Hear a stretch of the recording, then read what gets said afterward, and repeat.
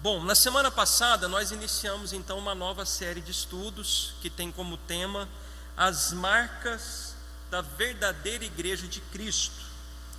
No estudo de hoje, irmãos, eu quero ver com vocês a definição de um termo que vai ser sempre utilizado, vai ser muito citado no decorrer das doutrinas, nessa série de estudos. Então é importante a gente definir de forma muito clara o que significa esse termo, o conceito desse termo, para que sempre que a gente citar esse termo, a gente tenha um entendimento muito claro do que ele significa. Eu estou me referindo ao termo eclesia, que para o português traduzido significa igreja, tá?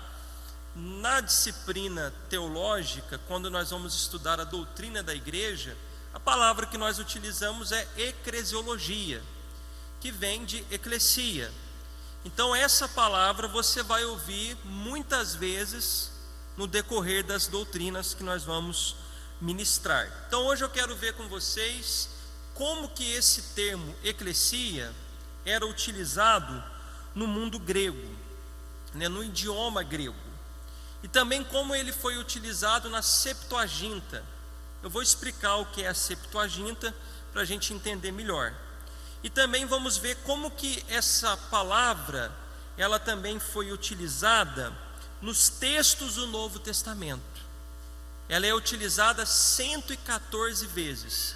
Mas como que ela foi utilizada? Há algumas variantes, tá? E no final nós vamos ver como o Senhor Jesus a utilizou. E depois nós vamos fazer 3 aplicações do entendimento correto do termo eclesia, tá? Então vamos começar então. Essa palavra eclesia, irmãos, no grego clássico, ou seja, aqueles autores clássicos da Grécia, como Platão, Xenofontes, quando eles utilizavam a palavra eclesia, eles a utilizavam como uma convocação, uma assembleia, mais especificamente, quando havia uma convocação dos cidadãos para que eles pudessem sair das suas casas e se reunirem para tratar assuntos relativos à polis, à cidade.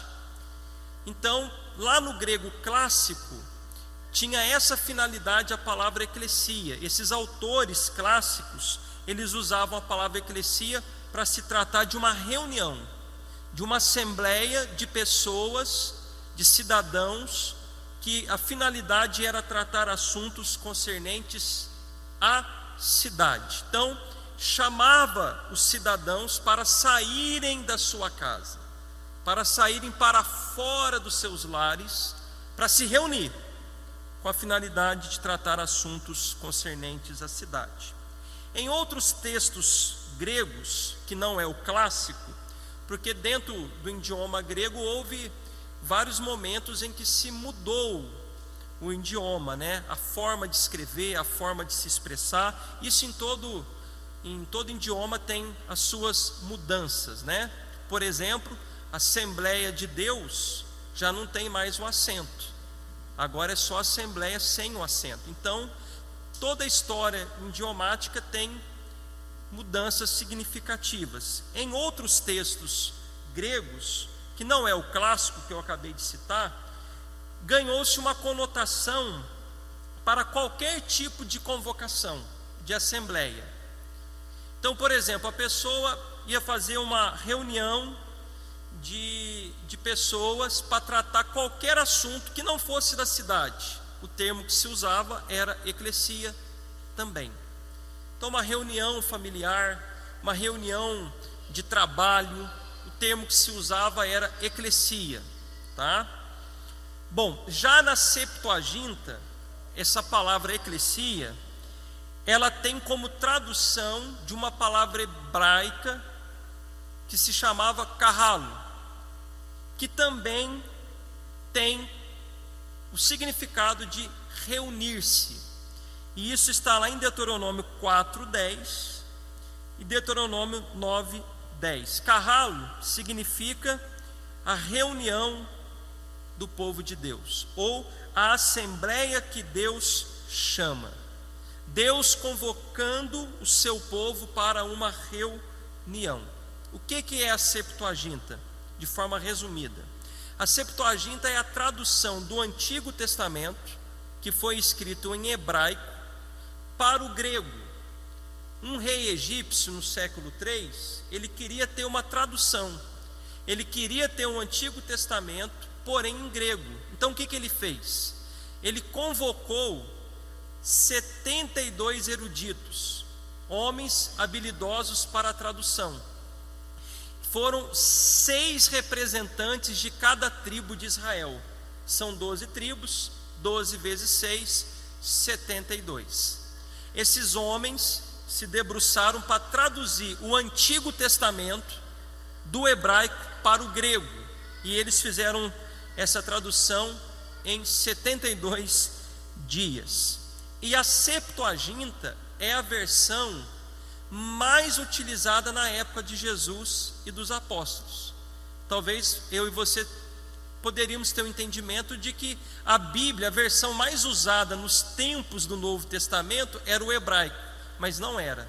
Era a Septuaginta, uma versão do hebraico traduzido para o grego. Abra sua Bíblia em Deuteronômio 4, verso de número 10, e depois nós vamos ler Deuteronômio 9, 10. Vamos dar um exemplo dessa palavra carralo, que foi traduzida para o grego como eclesia. Diz assim: não se esqueçam do dia em que vocês estiveram diante do Senhor seu Deus, em Horebe, quando o Senhor me disse: reúna este povo. Aqui está a palavra no hebraico, carralo. Quando os tradutores foram traduzir do hebraico para o grego, eles utilizaram a palavra eclesia, reunir, reúna este povo, e os farei ouvir as minhas palavras, a fim de que compreendam, a fim de que aprendam a temer-me durante todos os dias em que viverem na terra, e também as ensine aos seus filhos. Agora Deuteronômio 9, verso 10.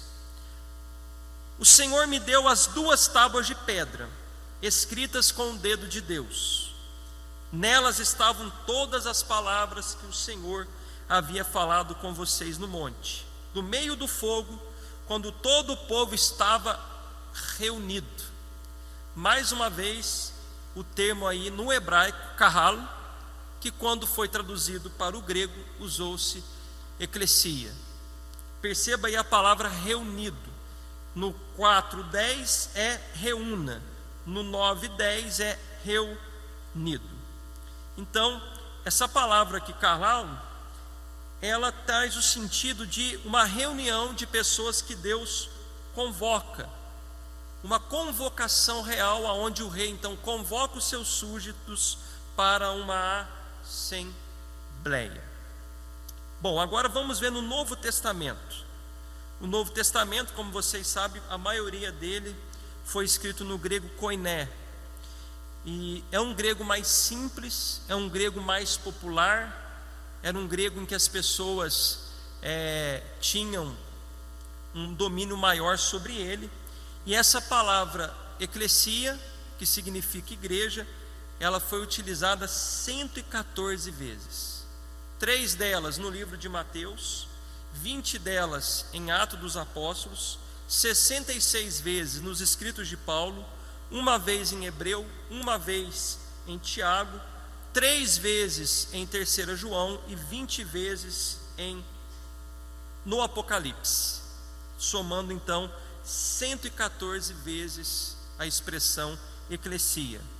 Veja a importância desse termo no Novo Testamento, 114 vezes.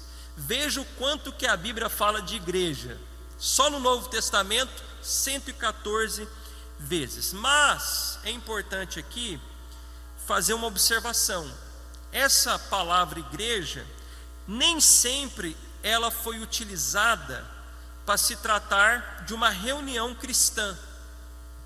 Pelo menos 5 vezes ela não foi utilizada com essa finalidade, tá? No momento em que o povo está reunido para adorar a Deus ou para se referir a um local de adoração. Então, no Novo Testamento, a palavra eclesia não ficou restrita somente a uma assembleia de crentes. Eu vou dar aqui alguns exemplos. Atos 19, verso 32. Em Atos, o escritor Lucas, ele usou esse termo eclesia 3 vezes, só em Atos 19, para descrever um tumulto que houve lá no anfiteatro em Éfeso, quando Paulo havia ali pregado o evangelho, e de forma muito resumida nessa passagem, as pessoas abandonaram a idolatria, os empresários da cidade ficaram furiosos. Então reuniu-se, fez-se uma assembleia para definir o que ia fazer com Paulo, porque o homem estava falindo os empresários. Olha aí, Atos 19, 32. Uns, pois, gritavam de uma forma, outros de outra, porque a assembleia, na minha tradução é a assembleia. Essa palavra aqui no grego, se você consultar, está lá, eclesia. A assembleia tinha virado uma confusão. Então aqui é uma das 5 oportunidades no Novo Testamento em que não se trata de uma reunião cristã, mas é uma referência de uma reunião na sociedade para tratar um outro assunto que não fosse a adoração a Deus. Também nós temos mais 2 referências em Atos 19, não precisamos ler, é a mesma passagem, mas eu quero ver com você agora em Atos 7,38, quando o termo eclesia aparece para descrever uma assembleia do Antigo Testamento. Quando Lucas cita o povo de Deus do Antigo Testamento, ele vai falar que lá também era uma eclesia, uma reunião do povo de Deus. Atos 7,38 diz: é este Moisés quem esteve na congregação do deserto. Congregação, você pode aí substituir por eclesia, com o anjo que lhe falava no Monte Sinai e com os nossos pais. Foi ele quem recebeu palavras vivas para nos transmitir. O outro exemplo está em Hebreus 2,12. Hebreus 2,12. Diz assim, dizendo: a meus irmãos declararei o teu nome no meio da congregação, eu te louvarei. Mais uma vez, o termo eclesia.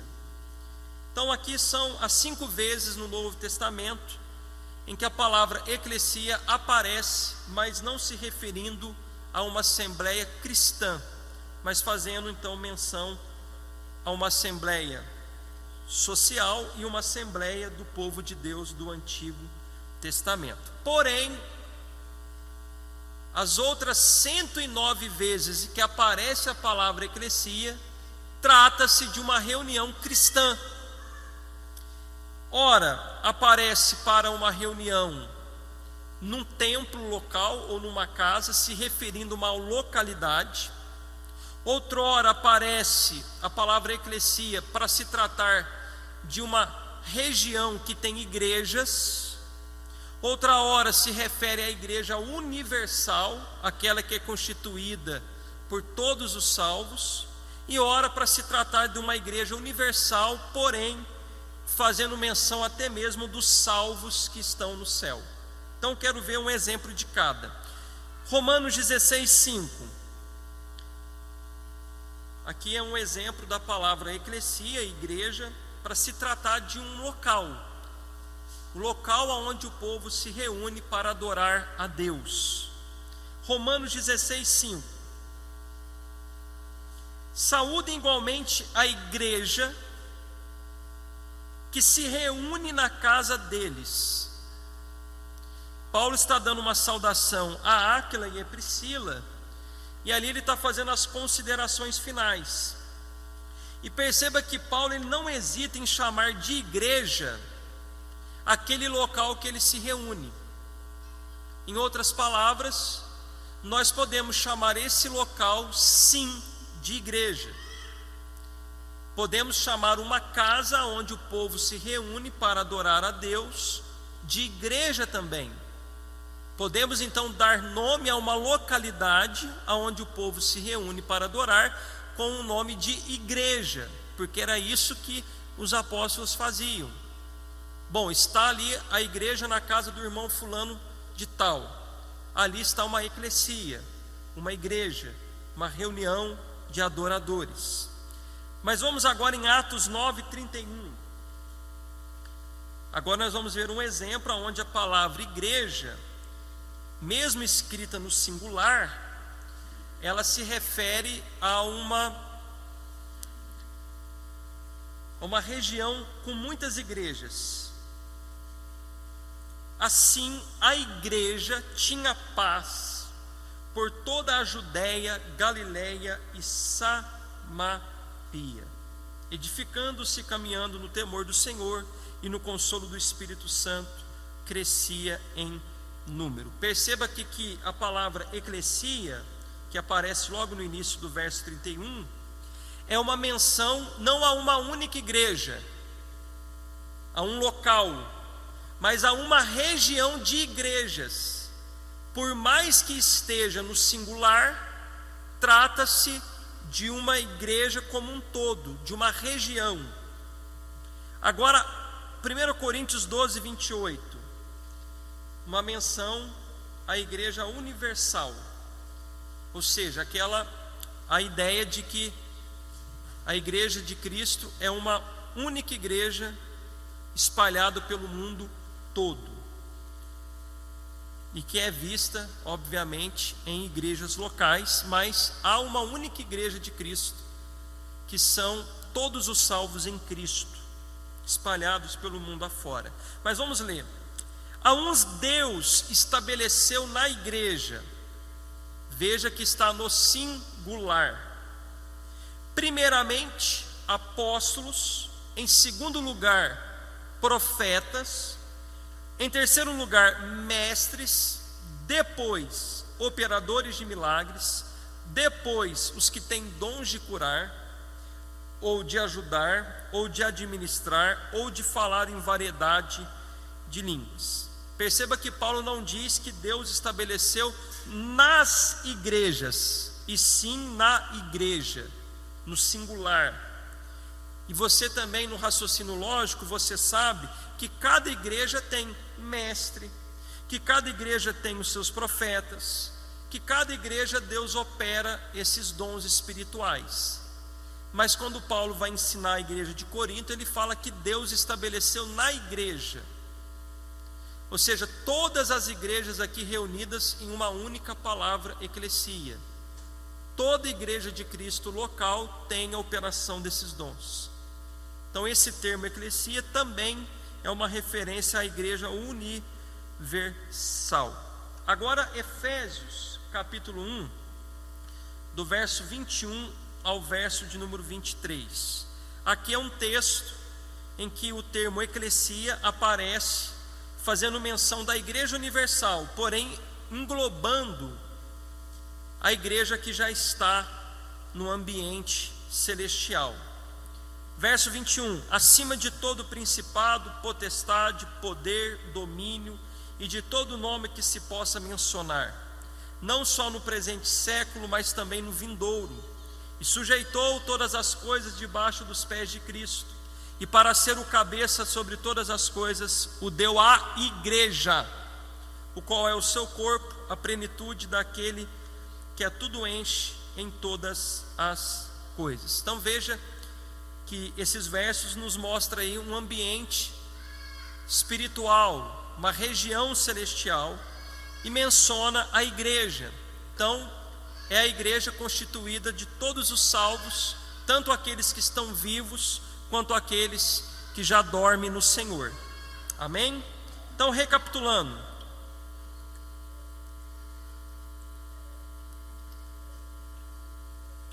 o termo eclesia ele é aplicado a um local de reunião, seja a casa ou templo.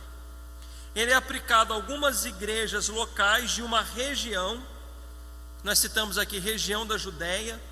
Vou dar um exemplo aqui da nossa região. As igrejas do sul de Minas, por exemplo. A Igreja Universal, incluindo os salvos que já estão no céu. Mas perceba, aqui está a importância do que eu falei até aqui. Perceba que em todos os casos o povo está reunido, o povo está junto. Não existe igreja na sua individualidade. Essa expressão é uma expressão de assembleia. O povo está reunido para adorar a Deus. Essa é a finalidade, o propósito da eclesia, de Deus chamar um povo para si. Agora abre em Mateus capítulo 16, verso 18. O Senhor Jesus foi o primeiro no Novo Testamento que chamou o seu povo de igreja. Mateus 16, 18. Diz assim: também eu lhes digo que você é Pedro, e sobre esta pedra edificarei a minha igreja, e as portas do inferno não prevalecerão contra ela. Há 2 registros em que Jesus chama o seu povo de igreja, e todas elas estão em Mateus 16. Jesus é que chama os seus discípulos de minha igreja. Semelhantemente, do mesmo modo que Deus, lá no Antigo Testamento, chamou o seu povo para uma reunião, chamou o seu povo para uma assembleia, onde eles ouviram a palavra de Deus, as leis de Deus, também Cristo fez da mesma maneira. Ele convocou os seus discípulos a partir da afirmação de Pedro, quando Pedro diz: tu és o Cristo, o Filho do Deus vivo. A partir dessa afirmação, Jesus falou sobre essa afirmação. Em outras palavras, traduzindo, sobre o que você acabou de declarar e afirmar, eu vou edificar a minha igreja. Eu vou então estabelecer a minha assembleia. Agora perceba também um outro detalhe importante, que o verbo edificar está no futuro. Edificarei. No grego, esse verbo edificar é oikodomel, e ele tem aqui um significado, uma ideia de construção, de fundar, de estabelecer, de colocar tijolo por tijolo, pedra por pedra. E Jesus está falando que ele vai edificar a sua igreja, ele vai fundar a sua igreja no futuro. Não era naquele momento ali. Jesus falou: sobre essa verdade eu edificarei. E quando foi que Cristo de fato então edificou a igreja? Depois da sua ressurreição, após ele vencer a morte. Então Cristo falou: eu vou edificar a minha assembleia no futuro, sobre essa verdade. A base da minha assembleia é essa verdade, o Cristo, o Filho do Deus vivo, essa verdade que Pedro afirmou. Bom, 3 aplicações em cima dessas explicações que eu acabei de dar sobre o termo eclesia. Presta bem atenção. A primeira aplicação: por que a gente tem que ter um entendimento correto da palavra eclesia? Você viu com muita clareza, e eu fui aqui enfático em dizer que eclesia é uma assembleia, é uma reunião. Bom, uma reunião significa que tem várias pessoas. Isso desconstrói aquela ideia muito difundida no meio evangélico com aquela expressão: eu sou a igreja. Você é a igreja. Bom, muitas pessoas usam essa expressão, eu sou a igreja, para tentar desencorajar as pessoas a não congregar numa igreja local. Essa é a verdade. Do tipo, eu sou a igreja, eu não preciso me reunir, eu não preciso estar num templo, porque eu já sou a igreja, você a igreja. Outros ainda dizem, igreja não é uma construção com 4 paredes, igreja não é o templo. Bom, essa expressão igreja não é o templo, não é uma construção, eu sou a igreja, você é a igreja, é parcialmente correto. Parcialmente. Porque, vamos ver. Quando você diz a palavra igreja, sempre se refere a uma reunião. E uma reunião nunca é feita de uma única pessoa. Então a expressão correta é: nós somos a igreja. Nunca é no singular, no sentido da individualidade. Eu sou a igreja. Quando você quiser fazer uma referência disso, diga: nós somos a igreja. Mas, se necessário, explique que isso não significa dizer que você não precisa estar reunido. Igreja só é igreja, um cristão só é de fato uma igreja quando ele está com outro alguém, reunido com alguém. Então, a ideia de que eu sou igreja e eu não preciso me reunir é contraditório ao significado da palavra igreja. Já que a igreja significa reunião, então eu não posso dizer que sou igreja estando só. Nenhuma igreja é um único homem só ou uma única mulher. Então, nós precisamos ter isso muito bem claro. Há um grupo no Brasil, como eu disse no estudo passado, que nós o chamamos de desigrejados. E o que eles falam? Nós não precisamos nos reunir. Eu sou igreja, eu não preciso de pastor, eu não preciso de templo. Não tem fundamento bíblico.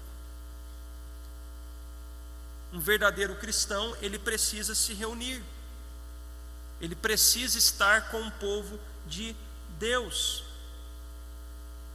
Então alguém pode dizer: e se eu me reunir com a minha família, já é uma eclesia? Sim, mas não significa que é o suficiente, porque toda eclesia ela é constituída por uma série de elementos que o Novo Testamento nos ensina.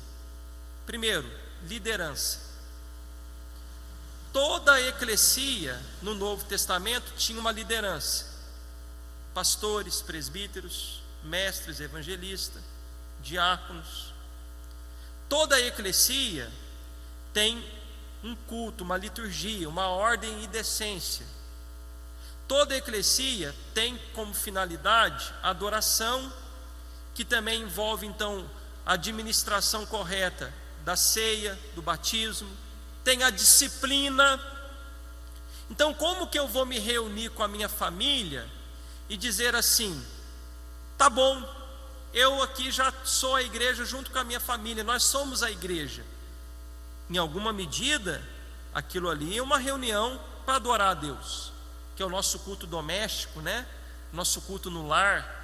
E nós encorajamos vocês a fazer esses cultos, mas isso não exclui de nós a responsabilidade de fazermos parte de uma eclesia completa, aonde há uma hierarquia, aonde há representantes, aonde há homens que foram escolhidos por Deus para liderar a igreja. Então, olha como que é importante você e eu conhecermos muito bem o que significa a eclesia. É muito importante. O que há de pessoas que batem no peito e parece sentir até assim orgulho disso: eu sou a igreja, mas não pertenço a nenhuma denominação. Denominação é coisa de homem. Opa! Você vai olhar na Bíblia, como você viu no primeiro exemplo, que muitas vezes a palavra eclesia ela foi referida a um local. seja uma casa, seja um templo, tá? Com isso, irmãos, eu não quero aqui excluir ou ser insensível a alguns irmãos que têm dificuldade com a igreja local. Eu sei que tem irmãos que tiveram experiências muito amargas na igreja local. Eu sei disso. Pessoas que foram massacradas, pessoas que, assim, tiveram experiências ruins com a liderança. Mas você e eu não podemos deixar de encorajá-los a congregar. Mesmo que essa pessoa tenha todos os motivos para ter resistência a se reunir como povo de Deus, nós precisamos ter, irmãos, muito bem claro no nosso coração a importância de estarmos juntos. Não existe cristão só. Olhe para a Bíblia, por exemplo, em Atos 2, quando houve uma conversão em massa, quase 3.000 pessoas se converteram. A primeira coisa que nós vemos logo em sequência é o quê? Eles estão reunidos, perseverando no quê? Na doutrina dos apóstolos. Perceba que é dos apóstolos, na comunhão, no partir do pão, nas orações. A vida cristã não é solitária. Eu disse na semana passada e repito, há muitos cristãos que poderiam ser muito mais felizes, ser muito mais utilizados no reino de Deus, ser bênção no reino de Deus, se eles entendessem a importância da igreja local. Há muitos crentes que até não têm resistência com a igreja local, mas também não quer muito relacionamento. Ele quer entrar na igreja, ouvir, cantar e ir embora, mas ele não quer ter comunhão, ele não quer ter um envolvimento maior. Então nós precisamos entender o que é igreja, irmãos. Então encoraje esse irmão a olhar para a Bíblia. Eu não quero mais igreja local porque eu fui ferido demais. Sim, mas olhe para a Bíblia, tem 21 epístolas. A maioria delas foi escrita para quem? Para igrejas. Com qual finalidade? Para ensinar como conviver em uma assembleia, em uma comunidade. Você vai ver lá os apóstolos falando: perdoando-vos uns aos outros, amando-vos uns, sendo longânimos uns com os outros, ademoestando-os uns aos outros. Tem muitos outros tipos de exortação. Por que tem muito disso na Bíblia, nas epístolas? Porque, irmãos, convivência gera em algum momento problema, gera desgaste. Mas o resultado desse desgaste, ou a solução desse desgaste, melhor dizendo, não é sair da assembleia, não é deixar a reunião do povo de Deus, mas é exercer o que a Bíblia diz, é perdoar, é pedir perdão, é ter paciência um com o outro, mas nunca abandonar a Assembleia de Deus, a reunião do povo de Deus. Não, é ser cristão e colocar a Bíblia em prática. Pode olhar as epístolas, irmãos. Talvez tirando Filemon, todas as outras epístolas foram escritas para as igrejas. Tito, 1 Timóteo, 2 Timóteo foi escrito para quem? Para um pastor. Mas com qual finalidade? Ensinar os pastores como pastorear o que, irmãos? A igreja local. Igreja local é muito importante. Então, quando se fala de igreja, se fala de ajuntamento, comunhão. Não existe vida cristã solitária. Então, muitas pessoas que não estão na igreja local hoje é porque não entenderam isso, ou porque não foram maduras também. Há muitos cristãos mimimi demais, não pode fazer nada, não pode falar nada com ele, que ele se sente ofendido. Ele para com isso. Numa reunião do povo de Deus, a gente ouve muita verdade, a gente é advertido, demoestado, exortado. Então a gente precisa ser maduro também para entender que dentro de igreja tem momentos que vai ter problema, que vai ter alguns dissabores, mas isso não significa que nós não somos o povo de Deus. Irmãos, houve dissabores entre os apóstolos, imagina entre nós. A gente olha para a igreja de Atos, a gente olha com aquele olhar romântico, né? Parecia que lá era um lugar perfeito. Não era não. Não era. Os mesmos pecados que tem aqui, tinha lá. Tudo quanto é esfera de pecado que tem hoje, tinha lá também. Os apóstolos, se desentenderam. Paulo repreendeu Pedro na cara.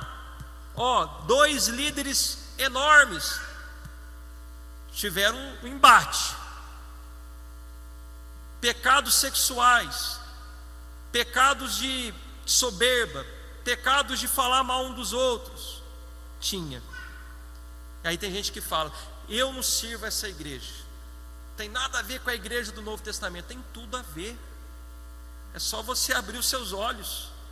Por que será que os apóstolos exortavam tanto a tomar cuidado com a língua? Por que os apóstolos exortavam tanto a questão da convivência, do relacionamento? Bom, segunda aplicação. Bom, igreja então é mais de uma pessoa, e perceba que a igreja ela é chamada, convocada e projetada pelo próprio Cristo. A igreja é um projeto do Senhor Jesus Cristo. É Ele que começou a construir. Veja aí o uso do verbo aí, edificar. É muito importante. Como eu disse, no grego é oikodomel, que significa colocar tijolo por tijolo. Abra sua Bíblia em 1 Pedro 2,5. 1 Pedro 2,5.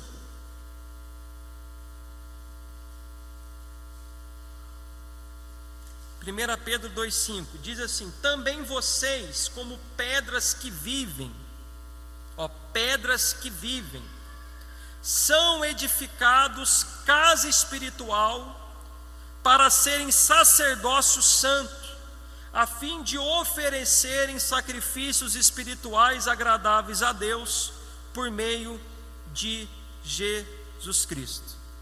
Os cristãos são chamados de pedras vivas. E quem que está construindo essa igreja é o próprio Cristo. É Ele que chama e é Ele que nos coloca uns com os outros. Mas perceba que edificação, construção, pedra, significa comunhão.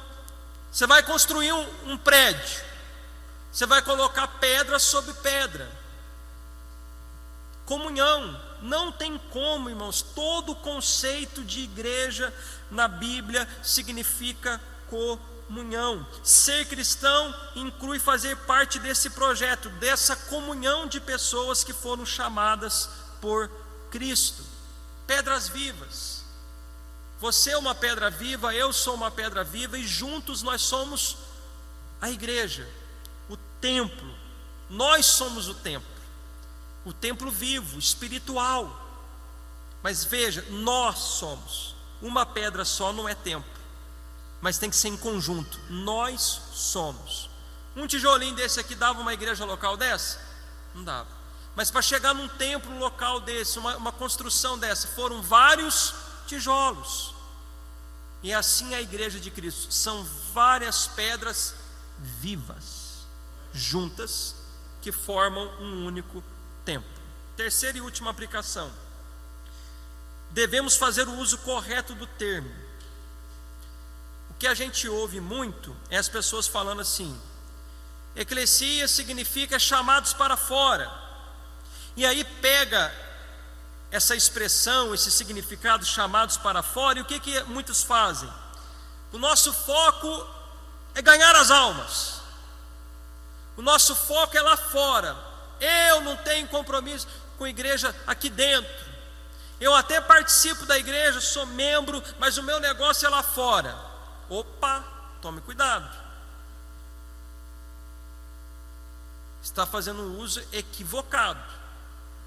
Chamados para fora é correto? Sim. mas chamados para fora com qual finalidade? Para se reunir.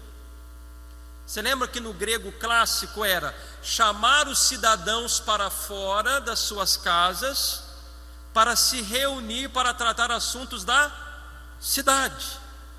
Então nunca é chamar para fora no sentido da individualidade, gente. Então muita gente diz assim: eu não preciso ter um comprometimento com a minha igreja local, eu não preciso ajudar, eu não preciso assim me envolver tanto.